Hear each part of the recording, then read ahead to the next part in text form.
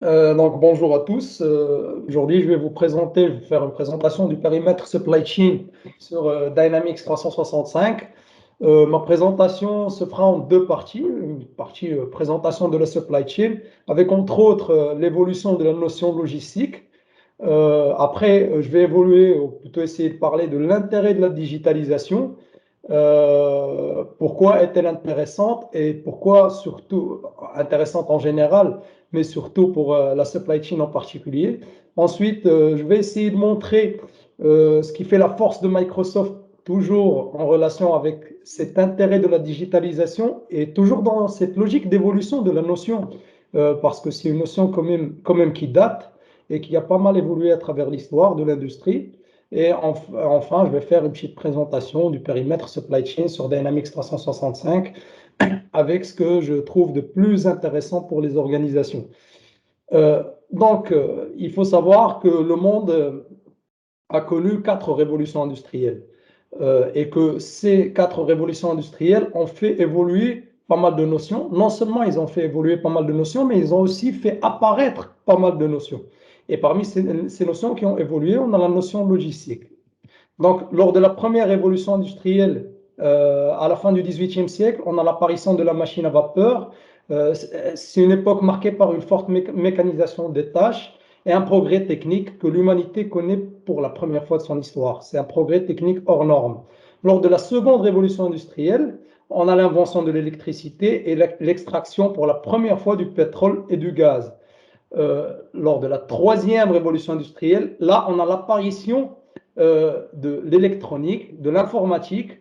Les machines sont plus sophistiquées au XXe siècle, vers la moitié du XXe siècle, donc on cherche l'automatisation poussée des tâches, toujours dans une logique de réduction des coûts et de gains en matière de qualité. Et on a aussi, vers la fin du XXe siècle, l'avènement d'Internet qui va chambouler et changer la face du monde pour l'éternité.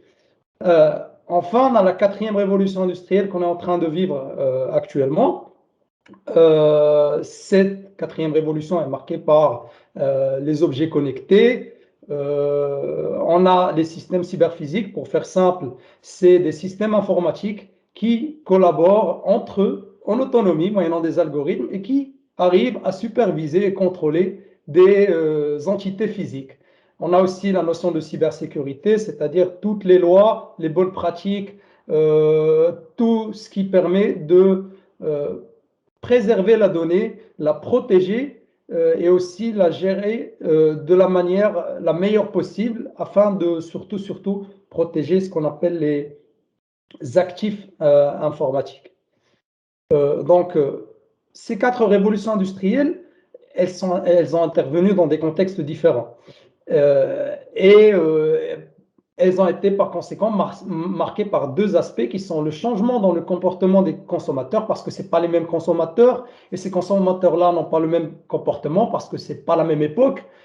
Et du coup, les organisations ont été contraintes ou plutôt ont dû faire face elles ont été obligées à faire des évolutions pour pouvoir répondre de la manière la plus optimale aux besoins de ce consommateur.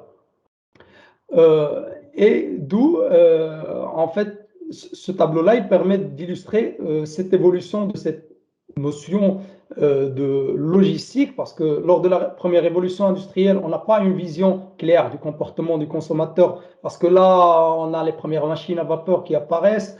C'est l'évolution surtout de l'acheminement des produits plus que l'évolution des méthodologies de fabrication de produits, c'est-à-dire que on a les trains à vapeur qui apparaissent, les voitures à vapeur qui apparaissent. On a des industries, mais c'est l'industrie textile, par exemple, métallurgique. On n'a pas encore de visibilité par rapport au comportement du consommateur, ni de rapport de l'offre par rapport à la demande. Par contre, lors de la deuxième révolution industrielle, on est là dans un marché en pénurie. On a clairement une offre nettement inférieure par rapport à la demande. Et là, on a l'apparition de ce qu'on appelle la production de masse. Et cette production de masse, elle doit être organisée. Du coup, on a l'apparition du concept de l'organisation scientifique du travail avec le Taylorisme. Taylor est la figure la plus connue, mais il y a d'autres figures qui ont participé à l'essor de ce concept. On a aussi, puisqu'on est dans un marché en pénurie, on produit, le consommateur est en position de faiblesse, Du coup, on va produire des produits standards et la standardisation des produits a été popularisée par Ford avec sa citation dans laquelle il disait: les gens ont le choix de choisir la couleur de leur voiture du moment qu'elle est noire. Euh, Après, on a eu la troisième révolution industrielle où l'offre et la demande sont au même niveau. Et là, le consommateur a le choix et du coup, il est de plus en plus exigeant. Et du coup, les organisations sont obligées de faire attention à la qualité de leurs produits et surtout à chercher à réduire leurs coûts pour pouvoir mieux se positionner vis-à-vis de ce consommateur qui devient de plus en plus exigeant. Du coup, on a l'apparition du flux tiré, le juste à temps. Les entreprises cherchent à automatiser leurs tâches pour aller plus vite, pour gagner en qualité. Ils cherchent à se différencier par rapport à leurs concurrents. C'est une nouvelle époque qui s'annonçait. Enfin, lors de la quatrième révolution industrielle, là, on est dans une offre qui est nettement supérieure à la demande, une forte concurrence et un consommateur quasiment volatile. Qu'est-ce que ça veut dire volatile? C'est-à-dire que je peux m'acheter un produit en bas de chez moi. Si je ne suis pas satisfait, en 2 clics sur Internet, j'achète un produit qui me satisfait à l'autre bout du monde. Et du coup, c'est là que les organisations ont pris conscience de l'importance des nouvelles technologies et surtout de l'importance de la donnée et par conséquent l'importance de la digitalisation de leur processus. Parce qu'il faut garder un œil sur cette donnée, et savoir la manipuler et l'exploiter pour pouvoir générer du profit en satisfaisant en donnant satisfaction aux demandes des consommateurs. Donc, pour faire un petit récap de cette partie-là, donc la logistique au début, c'était la gestion de flux physiques et de flux financiers dans un contexte de pénurie. Après, on a dû prendre en compte le flux d'informations parce qu'on cherche la satisfaction du client. Du coup, on doit avoir l'information sur l'aptitude de l'organisation à satisfaire le client, mais aussi notre aptitude à comprendre le besoin du client et avoir une information sur ce que veut le client. Et enfin, il y a eu cette notion de supply chain qui est une évolution de la logistique et qui est en fait, qui va représenter l'intégralité des processus qui sont mis en œuvre dans cette logistique. C'est une sorte de modèle économique qui va prendre en compte tous les processus impliqués dans cette logistique du fournisseur vers le client du client. C'est-à-dire, il y a une logistique, mais là, il y a un service maintenance pour les machines. Pour que cette logistique fonctionne correctement, il faut une maintenance qui fonctionne correctement, une comptabilité qui fonctionne correctement. Il faut un service RH qui recrute les gens correctement. Et c'est justement cet agencement de processus qui vient servir cette logistique-là, qui vise à satisfaire le client, qui vont faire apparaître cette notion de supply chain qui va permettre à chaque organisation, à sa manière, d'obtenir un certain avantage concurrentiel. Donc là, on arrive à l'intérêt de cette digitalisation. Afin de répondre, donc l'intérêt de cette digitalisation, c'est justement de répondre à une demande de façon optimale et de pouvoir se maintenir dans un contexte de concurrence accrue et mondialisée. Donc les entreprises doivent être réactives au changement, maintenir le meilleur rapport qualité-prix et s'améliorer de façon constante. Et tout cela ne peut se faire qu'en ayant une information, la bonne information au bon moment. Et d'où il faut faire appel à des outils informatiques qui vont permettre justement d'avoir cette bonne information au bon moment et de la manière la plus rapide et la plus fiable possible. Pour vous donner un exemple, parce que dans les organisations où il n'y a pas de système informatique, l'information est en général éparpillée, elle est redondante et le résultat est une réactivité très lente et une traçabilité difficile. Je vous donne un exemple là, comme vous pouvez le voir. Il y a une entreprise qui usine des pièces, on a un opérateur pour la réception, un autre pour la livraison et un pour l'usinage. Chacun dans son coin avec son registre, dans une entreprise où il n'y a pas de système informatique, il note les informations qui le concernent, mais il n'y a pas de communication entre eux. S'il y a une erreur, c'est difficilement identifiable. Là, je suis dans un exemple vulgarisé, mais dans une entreprise, il y a par exemple 100 employés, 10 pour la livraison, 20 pour la réception et le reste pour l'usinage. Chacun dans son coin avec son propre registre. S'il y a une erreur ou si on veut faire un contrôle, vous pouvez facilement voir que c'est une mission très difficile et que dans un contexte où il y a pas mal de concurrents autour, se munir d'un système d'information demeure vital et très important pour pouvoir survivre. Donc, un système informatique, justement, va permettre d'unifier cet ensemble de registres sur un seul registre, sur lequel chacun va pouvoir noter les informations qui le concernent, tout en ayant accès aux informations qu'ils ont en commun. Cela va permettre d'éliminer la redondance, d'assurer la traçabilité de l'information. Si je veux faire une supervision, un contrôle, où je veux accéder à une information, je sais où je vais aller, ça sera simple et je vais directement, tout en sachant qui a fait quoi à quel moment. On a une fluidité dans la circulation de l'information parce que tout le monde regarde dans le même registre au lieu de regarder dans des registres séparés. Pour usiner des pièces, il y a plusieurs services aussi qui rentrent en jeu. On a le service RH, le service comptable, on a d'autres services. Ces services-là vont disposer de leurs registres respectifs. Chacun va avoir son registre, une sorte de gros livre dans lequel ils vont noter les informations qui les concernent. Et c'est de là qu'apparaît cette notion de module logiciel, c'est-à-dire que chacun va noter les informations qui concernent son service, son activité, et qu'après, tout cela sera centralisé dans ce qu'on appelle un ERP, qui est finalement un outil informatique dont l'objectif est principalement la centralisation de la donnée afin de la fiabiliser et d'assurer la traçabilité en cas de contrôle. Donc là, et par rapport à cet intérêt de la digitalisation, là, je vais évoluer vers la force de Microsoft et comment Microsoft s'inscrit dans cette évolution et qu'est-ce qui fait en fait sa force.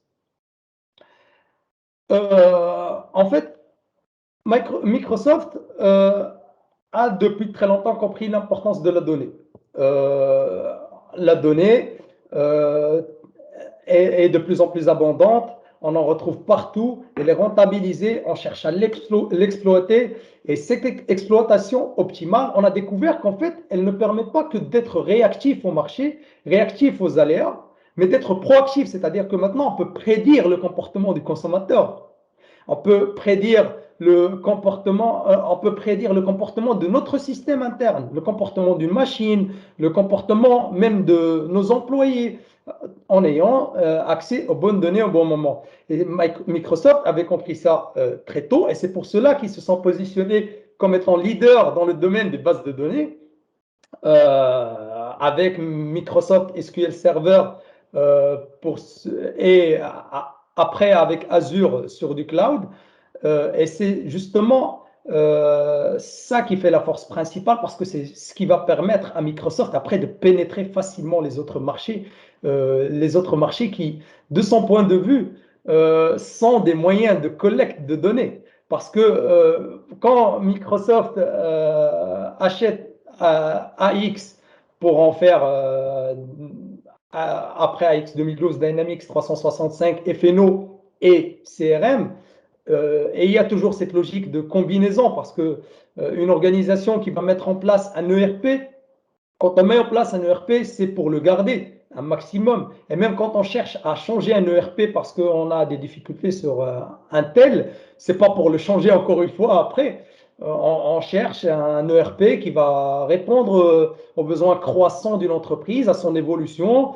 Du coup, Dynamics a eu cette idée, Microsoft a eu cette idée de développer un outil qui est à la fois un ERP et avec des briques CRM qui viendront se greffer en cas de besoin à cet ERP.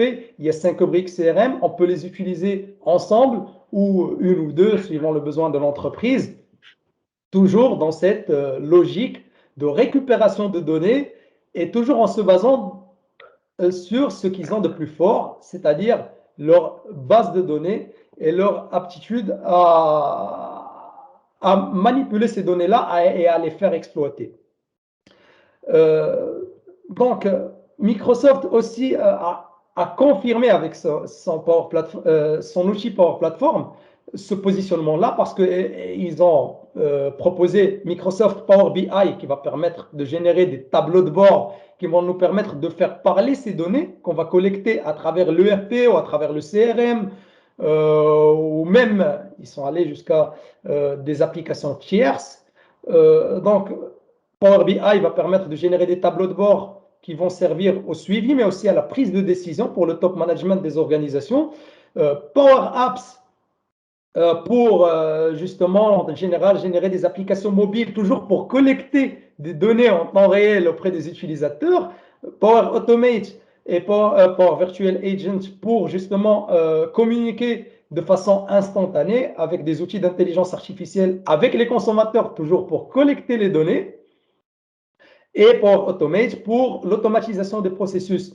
Et après, on a le Pack Office que tout le monde connaît, qui est aussi un outil de gestion de données. Il faut savoir que pas mal d'organisations utilisent encore qu'Excel comme système d'information et qui est déjà un outil assez puissant.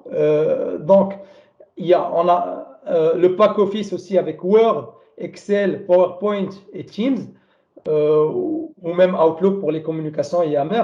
Donc, là, on est en face d'un package qui permet la collecte de données et qui pourrait s'adapter en fonction de votre évolution. C'est-à-dire que si vous achetez aujourd'hui, vous avez besoin d'un ERP, vous faites appel à Microsoft Dynamics 365, dans 5 ans, vous voulez mettre en place un CRM, bah, c'est simple, vous allez interfacer avec Microsoft encore.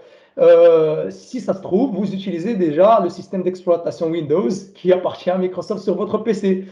Excel et Word, vous utilisez toujours.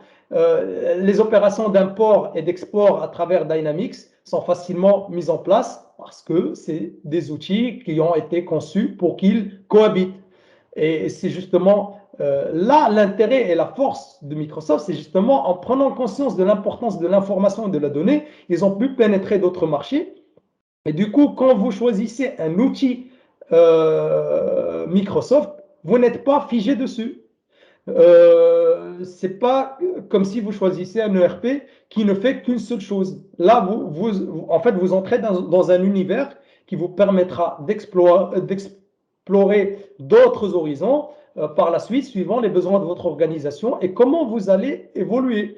Parce que là, Microsoft est quasiment présente dans tous les marchés et c'est ce qui fait la force justement de l'ERP Dynamics et du choix de l'ERP Dynamics par rapport à d'autres